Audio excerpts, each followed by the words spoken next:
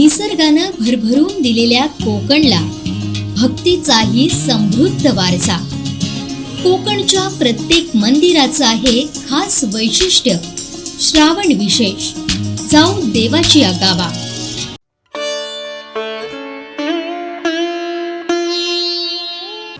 नमस्कार. कोकण साद लाईव्हच्या नवीन उपक्रमामध्ये जाऊ देवाची गावा या संकल्पनेच्या माध्यमातून कणकवली शहरातलं स्वयंभू रवनाथ मंदिर हेच आपण आज पाहणार आहोत. कणकवली शहरातील सर्व भक्तगणांचे आराध्यदैवत मानले जाते आणि ग्रामदैवता देखील ही असल्याने कणकवली शहरातील सर्वच नागरिक ह्या देवाला नतमस्तक होत. आणि आज आपण ते मंदिर ह्याच नागवे रोड रस्त्यावर आहे आणि निमेवाडी येथे आहे आणि कशा पद्धतीने हे देऊळ असेल आणि काय आहे या इतिहासाचा पाहणार आहोत. चला तर मग पाहूया हे मंदिर.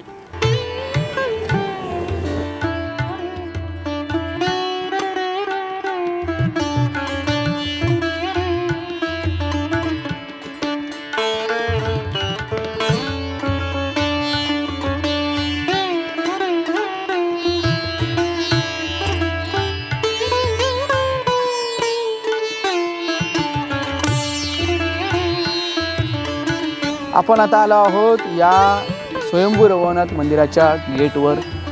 दर सोमवारी या मंदिरामध्ये शंकराची पूजा अर्चा केली जाते आणि दुग्धाभिषेक देखील केला जातो. बहुसंख्य जे नागरिक आहेत कणकवलीकर हे येत असतात आणि कशा पद्धतीने हा निसर्ग सौंदर्य देखावा आपण इथे पाहतो आणि खूप चांगल्या पद्धतीचं उच्च दर्जाचं बांधकाम देखील या मंदिरामध्ये केलेलं आहे. चला तर मग कसं आहे मंदिर हे आपण पाहूया.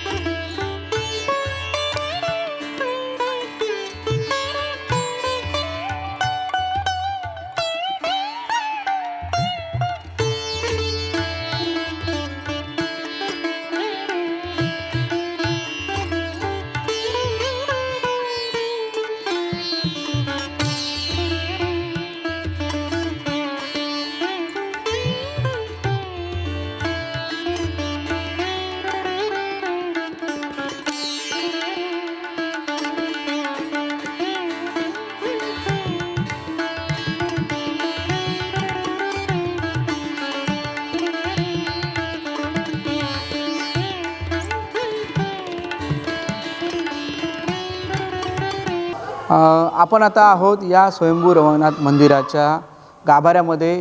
येथील हे या मंदिराचे सदस्य आहेत, त्यांच्याकडून जाणून घेणार आहोत नेमकं कशा पद्धतीचं नियोजन असतं, कोणकोणत्या इथे धार्मिक विधी होतात ह्या संदर्भात त्यांच्याकडून जाणून होतं. राणेसाहेब नमस्कार. आज आपण ह्या मंदिरामध्ये आम्ही तुमच्या आलो आहोत. काय सांगाल या मंदिरासंदर्भात, कोणकोणत्या धार्मिक विधी होतात? कणकवलीची ग्रामदैवता मानलं जातं ह्या मंदिराला, काय सांगा? कणकवलीची ग्रामदैवता म्हणजे हे स्वयंभू रवनाथ. कणकवली 2 नदीच्या आतमध्ये असलेलं हे गड नदी आणि जानवली नदी यातलं सौंदर्य म्हणून लाभलेले स्वयंभू देवस्थान आहे.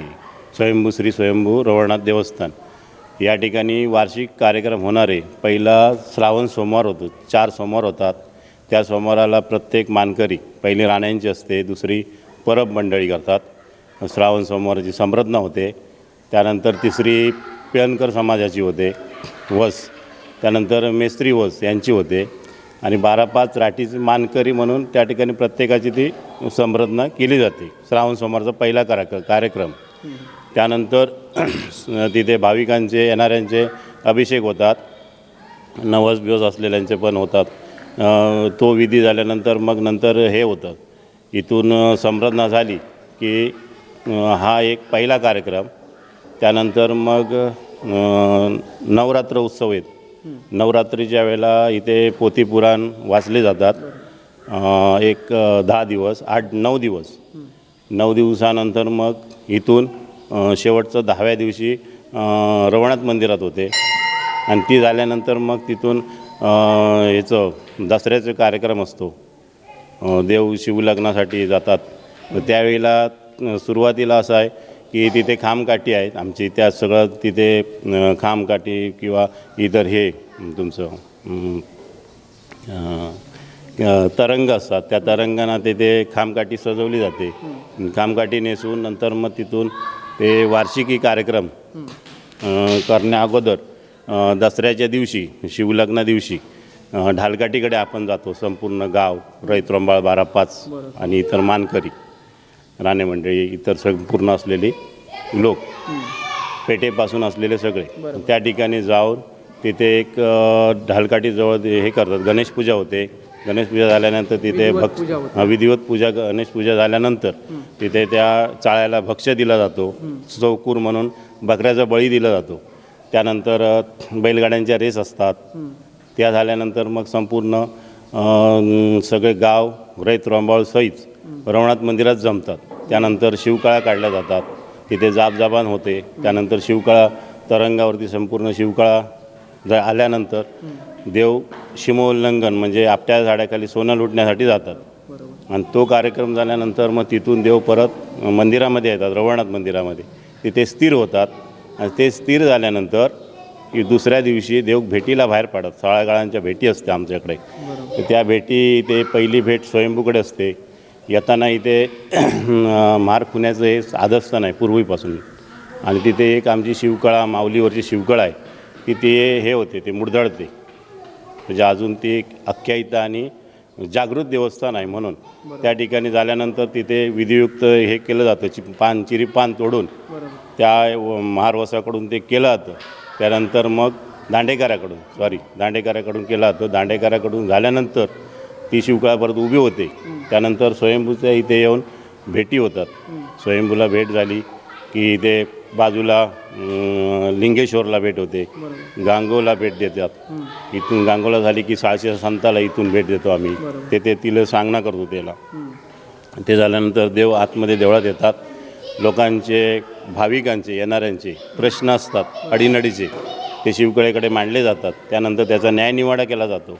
तो न्यायनिवाडा झाल्यानंतर लोकांना त्याचं समर्पक समाधान करून नंतर इथून देव डायरेक्ट याला जातात, भेटीला गांगोला जातात. गांगेश्वर, हां, गांगो मंदिरामध्ये गेल्यानंतर गांगोकडून डायरेक्ट काशी विश्वेश्वरला येतात. बाबांच्या मठामध्ये, या बाबांच्या मठासमोर काशीश्वर मंदिर आहे, तिथे येतात. तिथे भेट झाली की देव परत रवनाथ मंदिरात येऊन स्थिर होतात. ते स्थिर झाले की दुसऱ्या दिवशी देव पूर्ण बाजारपेठेतून पटकी देवी, ढालकाठी, नांद्रुक या ठिकाणी ते जे ठिकाणं आहेत त्या ठिकाणांना भेट देत महापुरुष कलमठ हद्दीवरती जातात. पोलीस स्टेशनच्या इथे कलमठ म्हणून आमची हद्द आहे, तिथे कणकवलीची बॉर्डर, तिथे महापुरुष स्थान आहे. त्या महापुरुष स्थानाला भेट दिली जाते. तिथे झाल्यानंतर तिथून देव गाडादेवीकडे जातात. म्हणजे पावनाई गाडादेवी म्हणजे याच्या गडनदीच्या ब्रिजच्या अलीकडे गाडादेवीचं तिथे स्थान आहे, मंदिर आहे. त्या मंदिरात भेट होते, तिथे विश्रांती होते. आणि तिथून देव माऊलीकडे जातात. जे माऊलीचं देवस्थान आहे आमचं, ते मुडी डोंगरीच्या अगोदर तिथे भेट होते. ती भेट झाल्यानंतर तिथे लोकांच्या नवशिक वट्या वगैरे भरल्या जातात. काहींचे नवस असतात, ते नवस फेडायला येतात. नवसाला पावते देवी, अशी आख्यायिका आहेच. आणि ते शाश्वत आणि सत्य स्वरूप आहे. आणि त्यानंतर मग तिथून परत देव रवनाथ मंदिरात येतात, तिथे स्थिर होतात. स्थिर झाल्यानंतर तिसऱ्या दिवशी परत आम्ही देवाला कौल प्रसाद घेऊन ती लुगडी सोडण्याबद्दल विचारतो, देवाकडनं हुकूम घेतो. हुकूम झाला की तिथे कोणाचे न्यायनिवाडे असले तर त्यावेळेला केलं जातात. त्या पद्धतीत ते सगळं कार्यक्रम तिथे झाला की हा कार्यक्रम दसऱ्याचा पार पडला. दसऱ्याचा कार्यक्रम झाल्यानंतर एक त्रिपुरा पौर्णिमा, एक 1.25 महिन्याने 1.5 महिन्याने त्रिपुरा पौर्णिमा सुरू होते ना.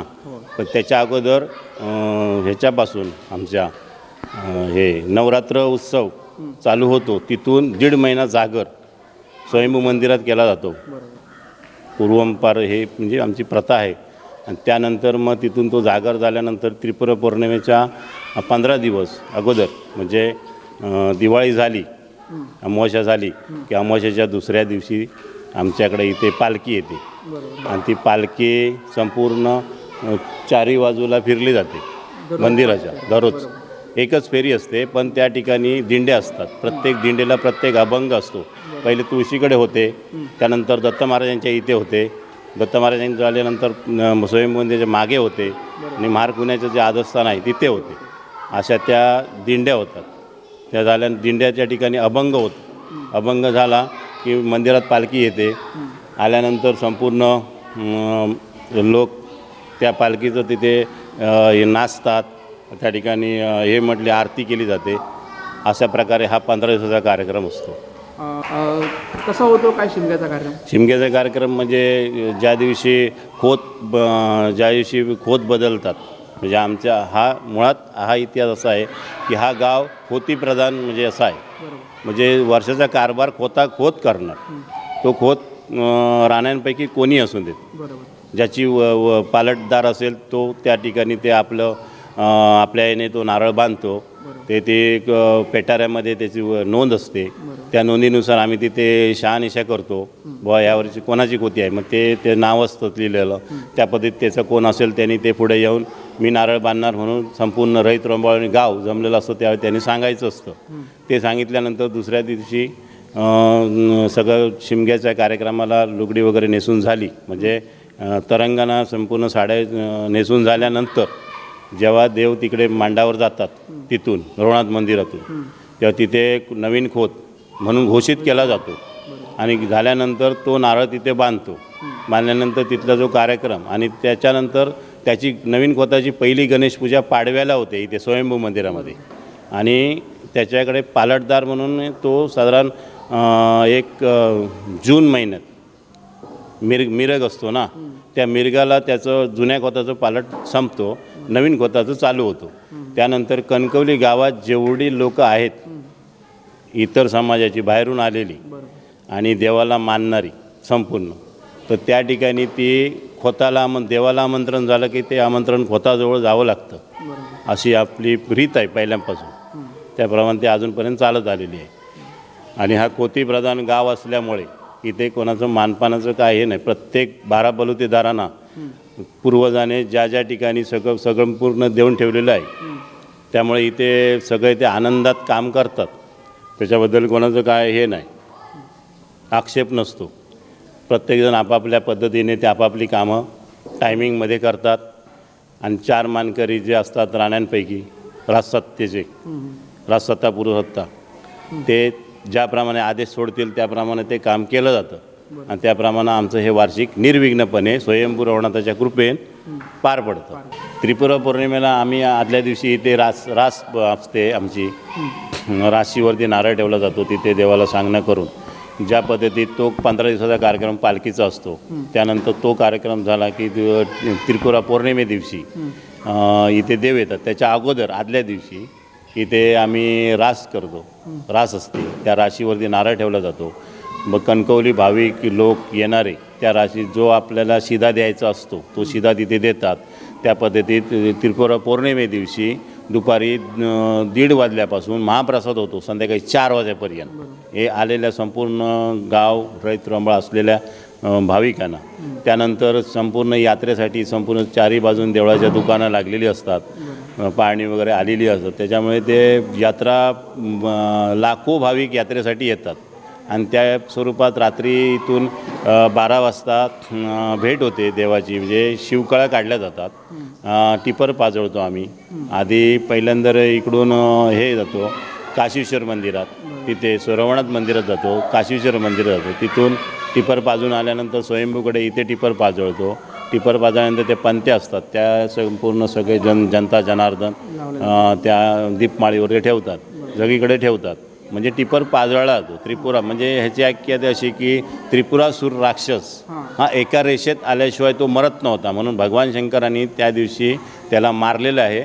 आणि ते मारल्यामुळे तो त्रिपुरासूर मेल्यानंतर त्रिपुरी पौर्णिमा आणि त्रिपुरारी म्हणून भगवान शंकरांना ते नाव पडलेलं आहे. आणि त्यामुळे त्याच्या राक्षसाचा वध करून त्यांनी त्या दिवशी संपूर्ण गावोगावी जे टिपर पाजळला जातो, म्हणजे दीप लावल्या जातात, कारण अत्याचारी अनाचारी त्रिपुरासुराचा नाश केल्याबद्दल. आणि त्यानंतर तिथे आमच्या इथे मग संपूर्ण 5 प्रदक्षिणा होतात देवांच्या 5 प्रदक्षिणा होत असताना तिथे हे होतात, अभंग म्हटले जातात देवाच्या समोर. आणि ते अभंग आल्यानंतर दुसऱ्या दिवशी संपूर्ण रात्र ती जाते. लाखो भाविक जत्रेसाठी येतात. इथे देवाकडे दुपारी महाप्रसाद होतो, रात्री मोठी जत्रेचा कार्यक्रम होतो. संपूर्ण शिवकळा सगळे तरंग घेऊन रात्री आम्ही 5 फेऱ्या मारतो. आणि सकाळी मग ओटीचा कार्यक्रम इथे माऊलीचे ते ओझ असतात मिस्त्री, ते इथे ओटी भरतात. गुरव आतमध्ये असतात. रास इथे रात्री फोडली जाते नारळाची. ती जो कोण राजसत्तेचा मानकरी असतो तो फोडली जाते. त्याने ते हे करायचं, त्या नियोजन करून ती हे केली जाते. आता ते झाल्यानंतर मग दुसऱ्या दिवशी संपूर्ण खामकाठी आणि देव तरंग इथे सगळं हे होतं. म्हणजे लोकांचे न्यायनिवाडे, पाहुणे माहेरवसनी आलेल्या असतात, त्यांचे काय जे प्रश्न असतात त्या प्रश्नांची शिवकळेसमोर त्यांना म्हणजे मांडायचं असतं. त्या पद्धतीने ते मांडतात. त्याची उत्तर त्यांना ते शिवकळा देव त्यांना देतो. त्या पद्धतीत त्यांचं समाधान होतं. आणि त्याप्रमाणे ते इथून मग 2, 2:30, 3 वाजतात आम्हाला. इथून मग रवनाथ मंदिराकडे आम्ही जातो. तिथे जाऊन देव स्थिर करतो. असा त्रिपुरा पौर्णिमेचा कार्यक्रम असतो. हा सगळ्यात मोठा कार्यक्रम स्वयंभू मंदिरातला. बरेच भाविक येथे दर्शनासाठी येतात. कसं असतं भाविकांचं नियोजन? भाविकांचं नियोजन म्हणजे जे नवसाला नवस बोलणारे असतात, जे अडीनडीचे असतात, देवाकडे आपलं मागणं असतं. कोणाचं लग्न होत नाही, कोणाचं घर बांधायचं असतं, कोणाचं जागा घ्यायची असते, कोणाला काय, कोणा नोकरी संदर्भात ज्यांच्या काही अडीअडचणी असतात ते देवाला सांगतातच. त्या स्वरूपात जर समजा आमच्या शिवकळेने सांगितलं की बा काही लोक बाहेर फिरतात कौल प्रसाद घेण्यासाठी, तर त्यांना माहिती नसतं की इथे स्वयंभू रवनाथाकडे कौल होतात. काही जणांना माहिती नाही त्याची आख्यायिका की स्वयंभू रवनाथाकडे पाशाने कौल होतात. तिथे रवनाथ मंदिरात जो काय निर्णय असेल तो फायनल हिस्ट्री पुरी टोटल त्याची कुंडली तिथे हे होते. म्हणजे कौलात पाषाणाजवळ विचारलं जातात, प्रश्न विचारले जातात. त्या प्रश्नाची उत्तरं पाषाण देतात. त्या पद्धतीत लोकांना त्याचा गुण पटतो. त्यानंतर फायनल कौल असले तर स्वयंभूकडे इथे येतो. इथे पण पाषाणाजवळ कौल घेऊन त्याच पद्धतीत जे काय असेल त्या प्रश्नाची उत्तरं लोकांना मिळतात. लोक समाधानी होतात. देवाकडनं काम होतं. या मंदिराचा इतिहास असा आहे की इथे संपूर्ण हे कणकवली जे गाव आहे, या गावामध्ये संपूर्ण ही जंगल राय होती पूर्ण. आमची घरं इथे नव्हती. ही जी आज निमेवाडी इथे आहे ती इथे नव्हती. ही जुनेवाडी म्हणजे रेल्वे स्टेशन आहे, तिकडे जुनेवाडी म्हणून आमचे अजून तिथे जमिनी वगैरे आहेत संपूर्ण राणे लोकांच्या. तर त्या ठिकाणी इथे संपूर्ण जंगल भाग असल्यामुळे इथे गाय चारायला यायचं एक गुराखी. आल्यानंतर ती गाय या जंगलात जाऊन त्या पिंडीवरती, शिवपिंडीवरती, आज जी स्वयंभूचे जे आदस्थान आहे पिंडी पाषाण आहे, त्या पाषाणावरती दुधाच्या धारा लागायच्या. ती वियायली तरी घरात दूध द्यायची नाही. त्यानंतर मग त्या मालकाने त्याची पाळत ठेवली तिच्यावरती, हिचं दूध खातो कोण म्हणून बघतो तर तिथे येऊन ते 4 धारे लागलेत. म्हणजे या दगडामध्ये काय आहे म्हणून त्याने पाळ कोयता असा मारला. कोयता मारल्यानंतर तिथे रक्ताच्या चिंगाळ्या उडाल्या. तो घाबरून तिकडे ज्या आमचं मूळ जे पूर्वज ज्या ठिकाणी राहत होते तिथे जाऊन त्यांनी सांगितले की असं माझ्या हातून अमुक ठिकाणी असं घडलेलं आहे म्हणून. मग ते येऊन इथे त्यांनी संपूर्ण देवाला शरणागती पत्करून देवाजवळ क्षमा मागून तुझं जे काय ज्या ठिकाणी सत्व स्वरूप दाखवलं त्या पद्धतीत तिथे तुझी एक गुमटी बांधून आम्ही हे करू म्हणून तुझी सेवा चाकरी करू आणि तुझ्या सेवेसाठी इथेच आम्ही राहू म्हणून इथे आमची तिकडेची त्यावेळेची घरदारं टाकून आम्ही इथे स्थिर झालो स्वयंभूच्या चरणाकडे.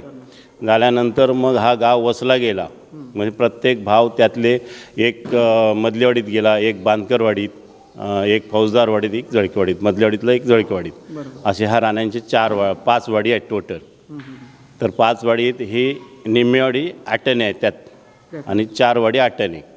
या वाडीचे 2 मानकरी असतात, जाणते म्हणून जे 4 बसतात त्यापैकी निम्मेवाडीचे 2 असतात आणि 2 वाडीचे 1, असे एकूण 4 जण मानकरी म्हणून मेळेकरी म्हणून असतात त्या ठिकाणी.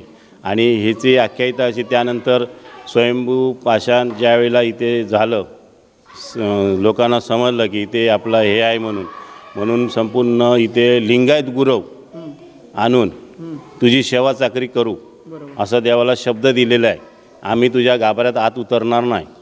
आणि जे आमचं जो पूर्वज आहे राणेवस त्याचं पण पाषाण तिथे स्थिर केलेलं आहे आणि त्याच्यावर सुद्धा पाणी गुरवानेच घालायचं. गुरव आणि ब्राह्मण याच्याशिवाय दुसऱ्याला कोणाला गाभाऱ्यात जायला परमिशन नाही, अशी पूर्वजांनी त्यावेळी शपथ घेतलेली आहे. किती वर्षाचा इतिहास? 1000 वर्षापूर्वीचा इतिहास आहे. त्याच्यामुळे हे आजकाल हे लोकांना काही माहीत नव्हतं आणि जी आमच्या पूर्वजांनी आम्हाला जी माहिती दिली ती आज मी तुमच्याकडे सांगत आहे. श्रद्धेने भावनेने जो काय बोलेल त्या पद्धतीत त्याला त्या पद्धतीत देव पावतो, असा ह्या देवाची आमची ख्याती आहे श्री स्वयंभू रवनाथाची. हे स्वयंभू मंदिर जे आमचं आहे त्या मंदिरामध्ये सद्गुरू भालचंद्र महाराज योगी सिद्ध तपस्वी या ठिकाणी स्वतः येऊन त्याने स्वयंभू पाषाणावरती अभिषेक केलेला आहे अशी ख्याती आहे. म्हणजे त्यांनी केलेली या ठिकाणी पूजा आहे स्वयंभूची पाषाणाची. त्यानंतर परमपूज्य फलारी महाराज यांची घोर तपस्या ह्या दत्त मंदिरात एका पायावरती झालेली आहे. आमचं वय त्यावेळी 7 वर्ष होतं, त्यापासून आम्ही अनुभवलेलं आहे. त्यानंतर तिथे वडाचं झाड आहे, त्या वडाच्या झाडाखाली बाबा एका पायावर, फलारी महाराज एका पायावर उभे राहून भर पावसात सर्पवरून लोंबकळत असतानासुद्धा बाबांनी घोर तपश्चर्या तिथे केलेली आहे. त्यानंतर बाबांनी आपल्या बाजूलाच पर्णकुटी बांधली, त्या पर्णकुटीत बाबा राहायचे फलारी महाराज. आणि त्यानंतर मग त्यांनी तिथे राम मंदिरची स्थापना केली.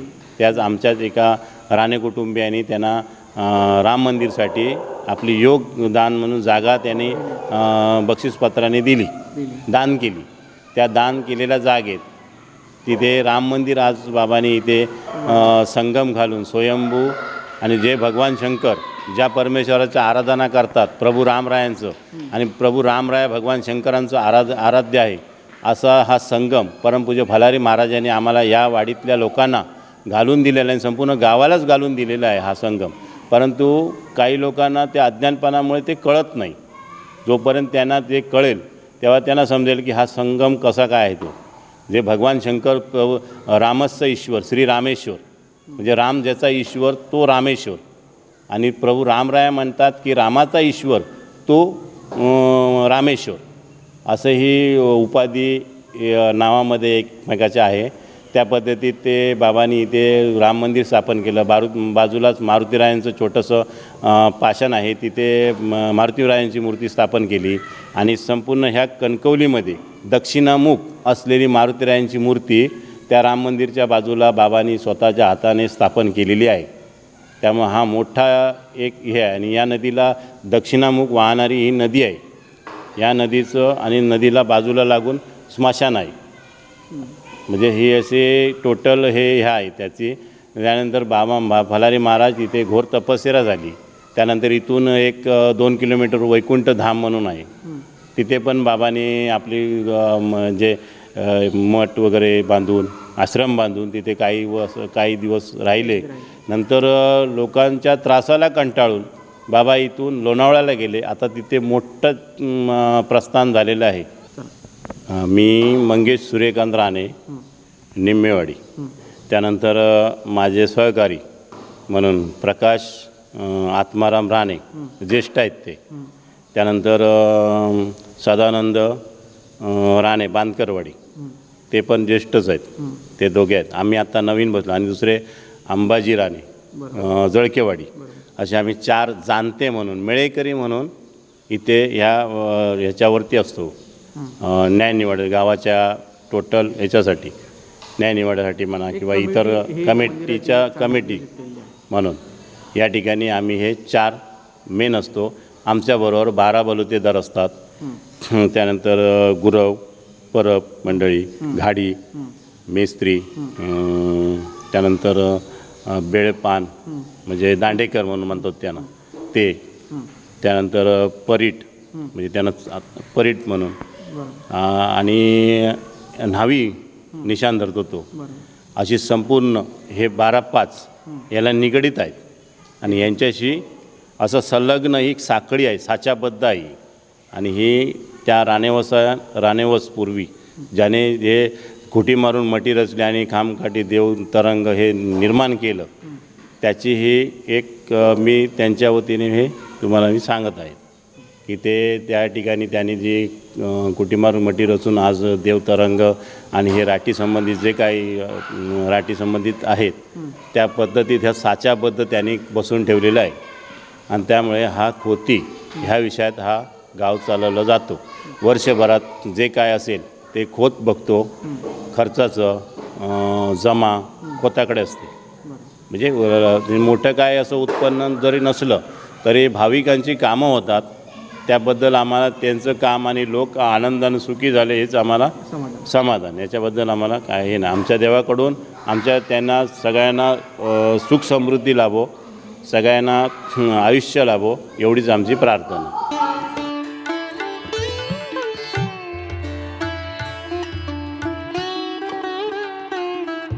हे आराध्य दैवत असल्याकारणाने प्रत्येकजण म्हणजे कणकवलीतील जे काही देवाचे भक्त आहेत ते इथे येऊन भेट देतात देवाला, बरोबर. त्याने त्यांच्या ज्या काही मनोकामना आहेत त्या पूर्ण व्हाव्यात हीच आमची त्यांच्या चरणी प्रार्थना आहे.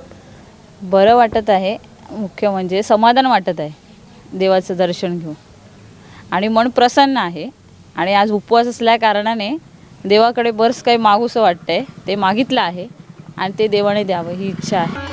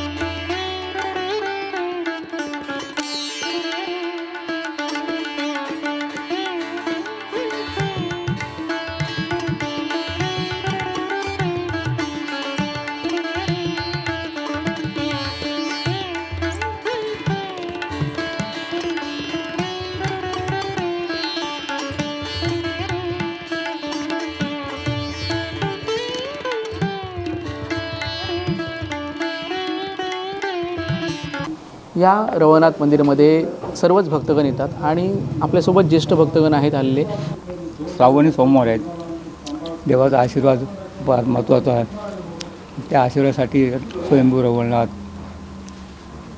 पटकीने सगळ्यांचा आशीर्वाद घेणं जरुरी आहे. या रवनाथ मंदिरात आल्यानंतर कशा पद्धतीचं वातावरण असतं? अगदी शांतता, प्रसन्नमय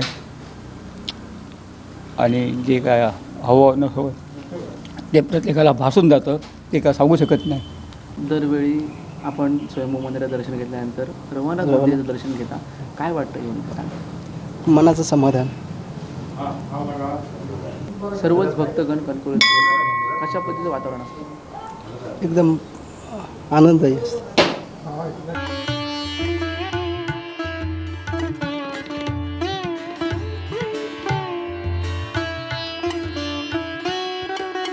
स्वयंभू मंदिराचं दर्शन घेतल्यानंतर प्रत्येक भक्तगण आहे, जो भाविक आहे तो रवनाथ मंदिरात येतो आणि रवनाथ मंदिरामध्ये देखील उत्साहाचं वातावरण असतं. आपण पाहिलं की भक्तगण बरेच जण ह्या मंदिरात येतात. या मंदिराची देखभाल आणि जी पूजा अर्चा करणारे जे परब मंडळी आहेत ते आपल्यासोबत आहेत. काय सांगाल एकंदरीत इथे वातावरण कसं असतं, कसं नियोजन असतं? स्वयंभू मंदिराकडून जो भक्त येतो पूजा अर्चा करून, तो तिथून पूजा अर्चेनंतर रवनाथ मंदिराला भेट द्यायच्या पुढे जात नाही. इथे काय भक्तमय वातावरण होतं, जो आपले गाराणे घालतात, नारळ ठेवतात. ते गारणं घातल्यानंतर ते लोक आपले दर्शन घेऊन पुढील मार्गात निघून जातात इथून. दरवेळी प्रत्येक जो भक्तगण असतो, आज श्रावण सोमवार आहे, त्यानिमित्त कसं पद्धतीचं नियोजन असतं? श्रावण सोमवारी पुऱ्या शहरातील लोक स्वयंभूच्या दर्शनाला येतात. ते स्वयंभूचे दर्शन घेतल्यानंतर रवनाथ दर्शन घेतल्याशिवाय पुढे जात नाही. त्यामुळे भावबद्ध वातावरण इथे आज जल्लोष गर्दी असते इथे. निश्चितच यांनी सांगितलं आहे की इथे भक्तिमय आणि आनंदाचं वातावरण असतं.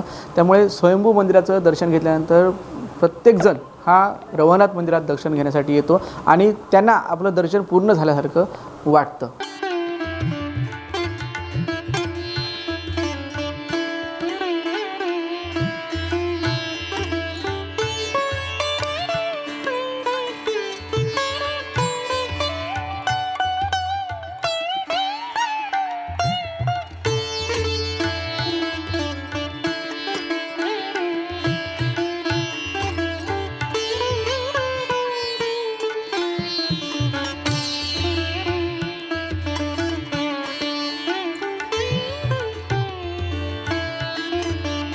आणि रवनाथ मंदिर या ठिकाणी जे काय गावराटी संबंधित आहे त्या गावराटीच्या देवस्थानाला कोकण 7 लाईव्ह याने जी आज मुलाखत आणि देवाबद्दलची जी काय माहिती न्यूजला चॅनलला घेतली त्याबद्दल त्यांचे धन्यवाद.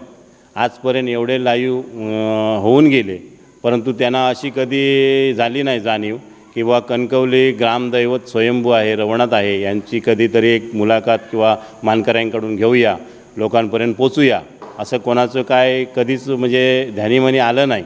परंतु तुमच्या या लाईव्हने आज जे काही सहकार्याने हे दाखवलं आहे त्याबद्दल ते स्वयंभूचीच कृपा आणि स्वयंभूची इच्छा असल्यामुळेच हे साध्य झालेलं आहे.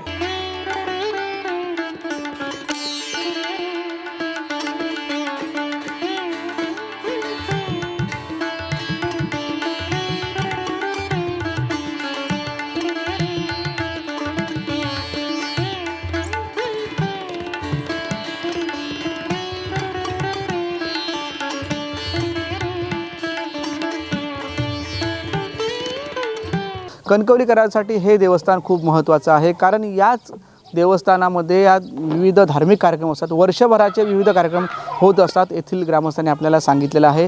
दसरा असेल, दिवाळी असेल, टिपरी पौर्णिमा असेल, इथे तर मोठी जत्रा भरते आणि त्यावेळी लाखो भाविक हे ह्या जत्रेनिमित्त इथे येतात. मुंबईचे चाकरमानी देखील या जत्रेला येतात आणि अशा उत्साहाचं आणि आनंदाचं वातावरण इथे असतं. आणि याच मंदिरामध्ये विविध धार्मिक कार्यक्रम होतात. सोमवारी देखील विविध धार्मिक कार्यक्रम आणि चांगले नियोजन असतं ह्या मंदिरामध्ये. त्यामुळे आपण आज जाऊ देवाची या गावामध्ये कणकवली येथील श्री स्वयंभू रवनाथ मंदिराचा हा जो इतिहास पाहिलेला आहे. त्यामुळे अशाच पद्धतीने अनेक विविध आपण मंदिरे देखील आपण ह्या आपल्या कार्यक्रमामध्ये सांगणार आहोत.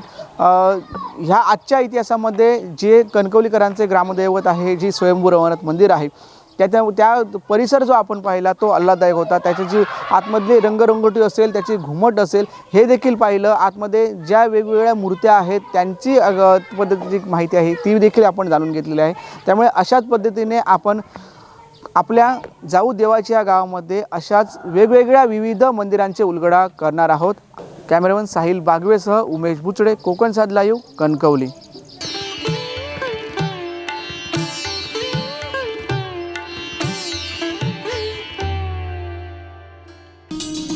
निसर्गानं भरभरून दिलेल्या कोकणला भक्तीचाही समृद्ध वारसा.